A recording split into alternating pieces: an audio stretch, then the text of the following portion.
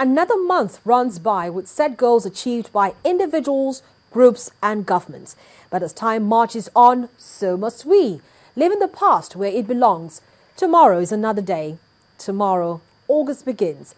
But before tomorrow comes, let's sign off July with another enlightening edition of your favorite Dateline Lagos. I am Harriet Agbenyi, and here are some nuggets for you. These are not the best of times for residents of Adeniji Adele on Lagos Island, as they will soon be homeless. Their entire neighborhood has been declared a danger zone by the Lagos State Governor, Babatunde Fashola. The governor made the pronouncement when he inspected the area during the weekend. Governor Fashola, however, promised that after the existing structures are demolished, durable houses would be rebuilt for the residents. These houses have now become a danger. Many of the houses that are collapsing in Lagos are old buildings like this.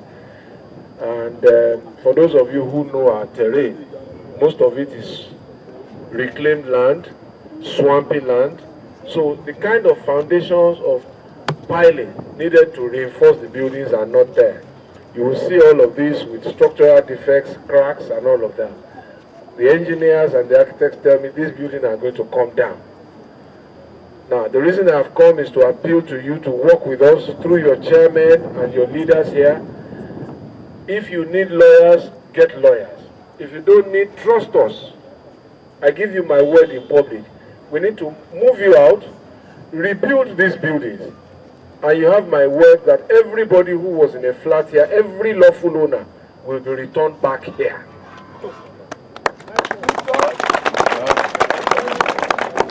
So but I need your cooperation now to stop these incidents of collapsed buildings, of old structures, so that we can start rebuilding.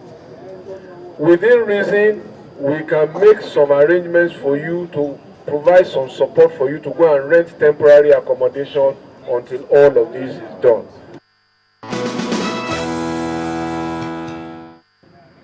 And on housing, the federal government has been asked to deepen the mortgage culture in order to solve the problem of housing in the country.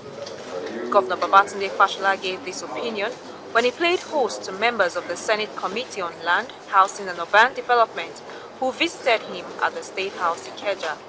Governor Fashola also raised the issue of delays at ports as a major housing challenge. He explained that if housing materials which are imported are delayed, it will result in high cost of houses, leaving the people to bear the brunt.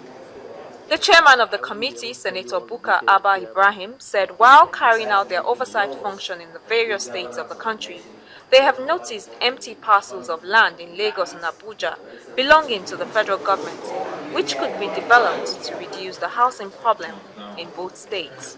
Lagos and Abuja have very critical problems on housing, and a lot of efforts have been made to improve on housing generally. We have reviewed through the Ministry of Housing, we reviewed the National Housing Policy.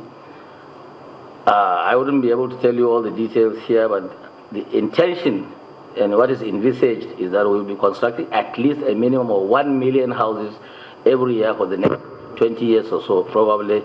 But then we'll have to review it again. In addition to that, the Land Use Act has been reviewed by a team of experts headed by a professor on land management. We hope that will also improve on easing the way and manner land can be acquired in the country. Because without acquiring land, you cannot develop.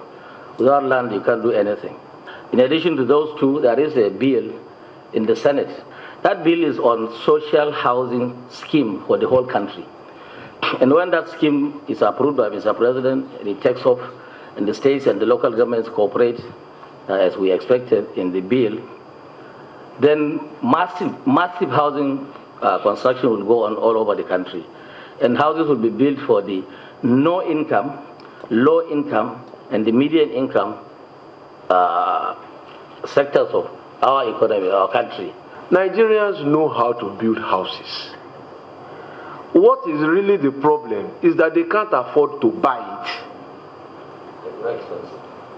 So, how people can get a loan tied to their productive period of life at interest rates that do not kill them is what the federal government should concentrate on.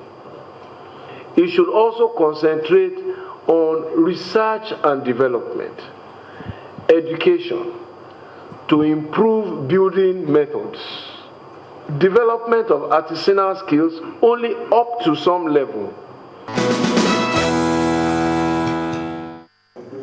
Governor Babatunde Fashola has asked world leaders to consider the review of the existing world legal order as a means of solving the problem of civil revolution. Governor Fashola made the request when he received the outgoing Canadian High Commissioner in Nigeria, Mr. Chris Kuta, at the State House, Ikeja. The governor insists that the constant civil uprisings in some parts of the world may be as a result of the need to review the mechanism used in ordering human affairs. The Canadian Commissioner on his part appreciated Governor Fashola for all the support he gave during his time here. He added that the trade relationship between Nigeria and Canada has been vibrant. So we would like to do quite a lot more in education. We've been working with NECA here, not far from you, a neighbor here in this neighborhood, and the ITF to develop a major project that would be launched here in Lagos on vocational training. And it's working its way through our system in Canada. We've had great support here from Lagos on that, and from a number of other parts of Nigeria as well. And the thing I would just underscore about our economic relationship, which has become more and more evident, is its diversity. When I came here, I didn't know much about Nigeria. Of course, we've heard oil and gas, a little bit about Lagos. The story of Nigeria and the story of Lagos has now got back to Canada. I think that's the thing that I'm most proud of. I wouldn't take credit for it, but I'm proud of that development over the last 2 or 3 years. Of course, we have this enormous trade delegation that went to Canada in May, led by the Vice President. 400 Nigerians went, with about 200 Canadians representing all kinds of businesses. In a relationship that I think will be much more partnership-driven than dependency-driven. A relationship where the East and the West and the South and all of the hemispheres of the world really in a borderless civilization can profit and address the issues that now threaten the human civilization as a whole. Some of these old mechanisms for ordering human affairs have come up for a revision, as it were. And these are some of the things that I think will challenge leaders immediately and the next decade, how to establish a new legal order. I think that's what sums it up really, not only for commerce but also for politics.